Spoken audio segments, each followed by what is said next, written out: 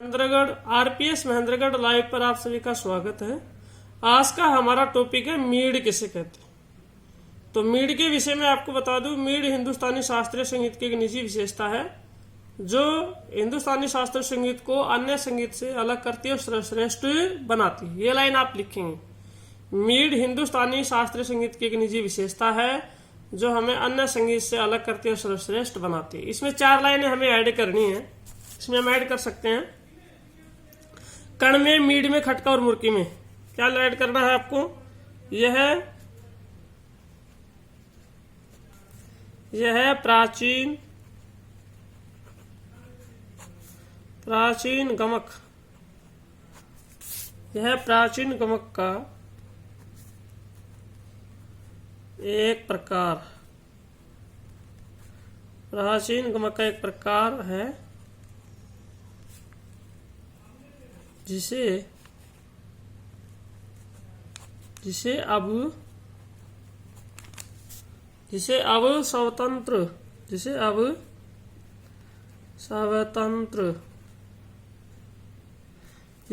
स्वतंत्र नाम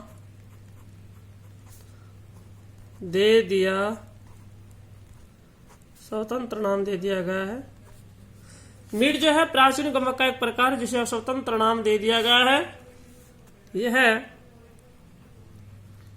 एक अलंकारिक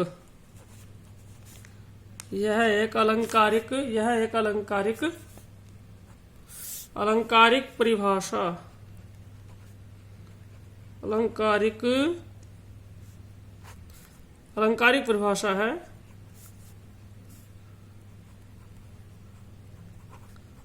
संगीत को अलंकारिक परिभाषा है, संगीत को सजाने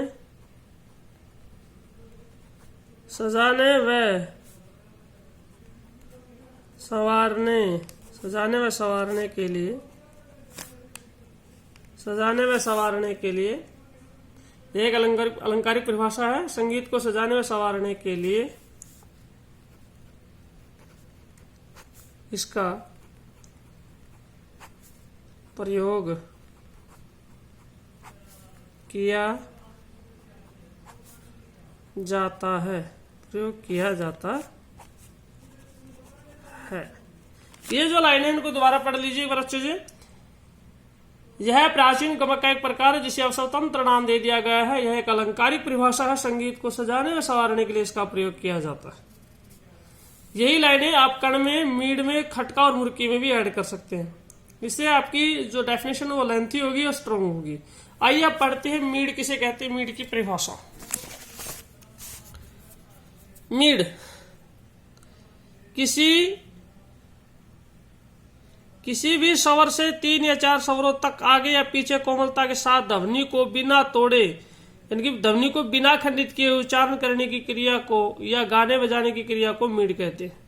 मीड का प्रयोग गाने में तो किया ही जाता है, इसके अलावा तार के वाद्य यंत्रों में इसका प्रयोग अधिक मात्रा में किया जाता है। एक बार मीड की परिभाषा दोबारा सुनिए। किसी भी स्वर से 3-4 स्वर आगे या 3-4 स्वर पीछे की ओर ध्वनि को बिना तोड़े, यानी कि ध्वनि को बिना खंडित किए हुए स्वर का उच्चारण करना मीड कहलाता है। आइए अब आगे चलते हैं। गायकी के साथ साथ इनका प्रयोग वाद्य यंत्रों में, इंस्ट्रूमेंट में भी किया जाता है अधिक मात्रा से। वायलिन है, सारंगी है, वायलिन हो गया, सारंगी हो गया, सितार हो गया, वीणा हो गया, गिटार भी आप ले सकते हो, जिस पर गिटार आदि।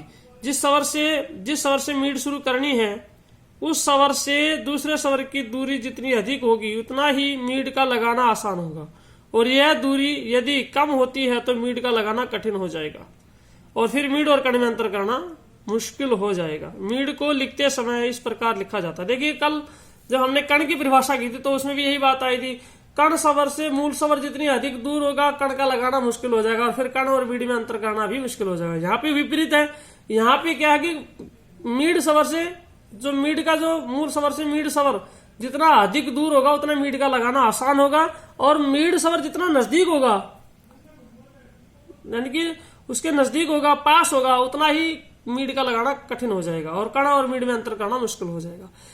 आइए आगे देखते हैं मीड को लिखते कैसे, मीड को दर्शाया कैसे जाता है। ध्यान दीजिएगा, एग्जाम्पल मैं आपको करवा रहा हूं। मीड का एग्जाम्पल। मीड में हमने लिया पा स्वर मूल है और पा से लेकर के सा स्वर तक यानी कि तार सप्तक के साथ तक हमें मीड दिखानी है। तो इस तरह से अर्धचंद्राकार लगाया जाएगा। मीड को दर्शाने के लिए स्वर के ऊपर उल्टा अर्धचंद्राकार लगाया जाता है। ये लाइन आप लिखेंगे नोट्स में, अपनी नोटबुक में नोट करेंगे कि मीड को दर्शाने के लिए स्वर के ऊपर उल्टा अर्धचंद्राकार लगाया जाता है। जो अर्धचंद्राकार जो हम ताल के नीचे लगाते हैं वही स्वर के ऊपर लगाया जाता है। ये जो पासा लिखा है हमने परिभाषा में पढ़ा 3-4 स्वर आगे या 3-4 स्वर पीछे। तो ध्यान दीजिए, इसको इसी को हम खोल कर देखते हैं एग्जाम्पल को। तो कैसे लिखेंगे? प ध नी सा, ये 4 स्वर है। प ध नि सा, इन स्वरों का एक साथ उच्चारण होगा। लेकिन जब इंडिकेशन दिया जाएगा, जब मीड को दर्शाया जाएगा 5 स्वर की मीड सा तक, तो उसको ऐसे लिखा जाएगा 5 से 7 तक ऊपर अर्धचंद्राकार। इन स्वरों को कंप्लीट नहीं लिखा जाएगा। प ध 7 स्वरों तक मीड दिखाई गई है। पढ़ लीजिए, आपको दिखा रहा हूं। मीड को लिखते समय इस प्रकार लिखा जाता है प सा। यहाँ पर प स्वर से तार के सा तक स्वर तक मीड दिखाई गई है। लेकिन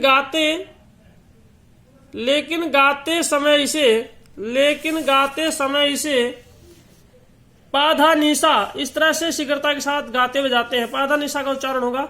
मीड भारतीय संगीत की विशेषता है। इसके प्रयोग से संगीत में रंजकता यानी कि मधुरता उत्पन्न होती है और ये प्राचीन गमक का एक प्रकार है। रंजकता और मधुरता आ जाती है। इसका प्रयोग करके अधिकतर गायक और वादक अपने संगीत को सुंदर और मधुर बनाने की कोशिश करते हैं। सुंदर और मधुर बना जाता है। हिंदुस्तानी शास्त्रीय संगीत की एक निजी विशेषता है मीड, जो हमें अन्य संगीत से सर्वश्रेष्ठ बनाती है, अलग बनाती है। तो ये है आपकी मीड। मीड किसे कहते हैं? मीड को लिखने का तरीका हमने अभी लिखा पासा। जैसे एक एग्जांपल आपको बताता हूं। जैसे अभी आपने मूल स्वर पा माना था। अब मान लीजिए एक और एग्जांपल हम कर लेते हैं। मान लीजिए मूल स्वर हमने मान लिया रे, तो हमने बीच में स्वर कितने छोड़ने पड़ेंगे? 2 स्वर बीच में छोड़ने पड़ेंगे। सरगम आपको याद है, सा रे गा मा पा धा नी सा, ये आपको अच्छे से याद होना चाहिए। तो इसका हम उच्चारण कर लेंगे। सा रे गा मा, यहाँ पे आएगा पा, और पा के ऊपर से उल्टा अर्धचंद्राकार लगा देंगे। ठीक है, समझ में आई बात आपको? ये हो गया आपका रे का मीड। अब एक थोड़ा सा सप्तक के हिसाब से समझ लेते हैं। मान लीजिए हमने हमने लगा लिया यहाँ पे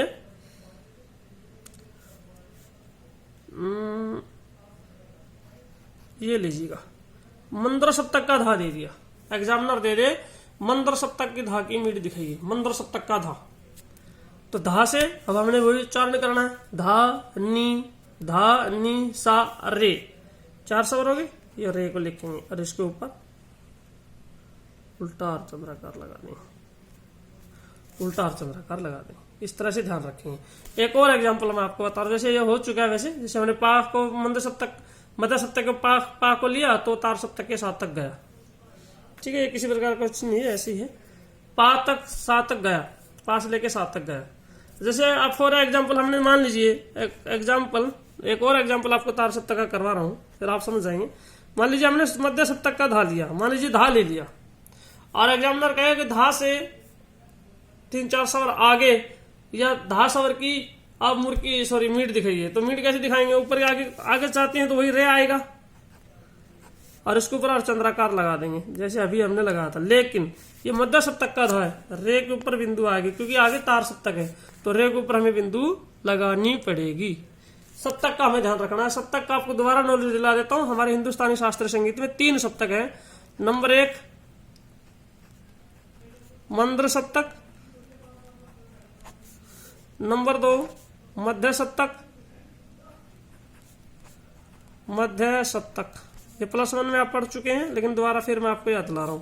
और तीसरी जो सप्तक है वो है तार सप्तक, क्योंकि ये आपके रागों में भी काम आएगी। तार सप्तक, इसका इंडिकेशन क्या है? इसमें स्वर के नीचे बिंदु लगाया जाता है। जैसे कोई भी स्वर हमने लिखा सा रे गा, तो उसके नीचे क्या आएगा? बिंदु आएगा।